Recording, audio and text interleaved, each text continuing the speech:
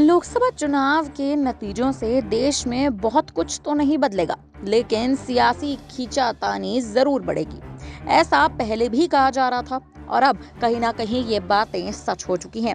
चुनावी नतीजे जब से लोकसभा चुनाव के सामने आए हैं, उसके बाद से ही एनडीए की सरकार देश में बन चुकी है, लेकिन तमाम नेता एक दूसरे से नाराज है।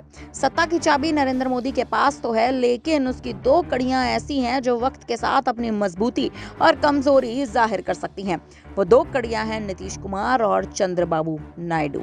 यानी मोदी 3.0 बिना इनके संभव नहीं थी और कहीं ना कहीं अब भी संभव नहीं है। जाहिर है कि इन दोनों नेताओं की तो कहीं ना कहीं चांदी निकल चुकी है, क्योंकि ट्रैक रिकॉर्ड बीजेपी को जरूर परेशान कर रहा है और करता आ रहा है। एक तरफ एनडीए के भीतर बैठकों का दौर शुरू हो चुका है, लेकिन वहीं इंडिया अलायंस के नेताओं ने एक बार फिर से नीतीश कुमार और नायडू पर डोरे डालने शुरू कर दिए हैं।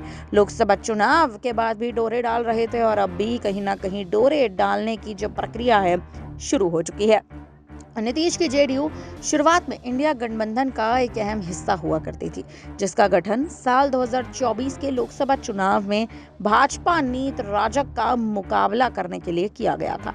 अतीत में भी नीतीश ने कई बार पाला बदला है और चुनाव से कुछ महीने पहले वे विपक्षी गठबंधन को छोड़कर फिर से भारतीय जनता पार्टी की एनडीए में शामिल हो गए थे। इस बार भी बिहार में कहीं ना कहीं सत्ता बचाने के लिए नीतीश कुमार ने एनडीए का हाथ थामा था। लोकसभा चुनाव में बिहार में कुल 40 सीटें थी। राज्य में जेडीयू की संभावनाएं थी कि अधिक से अधिक सीटें लाई जाएंगी और परिणाम भी यही रहा। एनडीए के साथ होने के साथ साथ ही जेडीयू बिहार में 11 सीटें लेकर आई और कहीं ना कहीं आरजेडी मात्र केवल 2 से 3 सीटों पर आकर सिमट गई थी, क्योंकि 5 सीटें लोजपा के पास गई थी। अब नीतीश कुमार के नाम पर एक बार फिर से कयासों का दौर शुरू हो चुका है कि नीतीश कुमार एनडीए का साथ छोड़ सकते हैं, मुख्यमंत्री की गद्दी की दावेदारी छोड़ सकते हैं। अगर ऐसा होता है तो स्थिति जो है वो कहीं ना कहीं पूरे देश में जेडीयू के लिए पूरी तरह से बदलती नजर आएगी।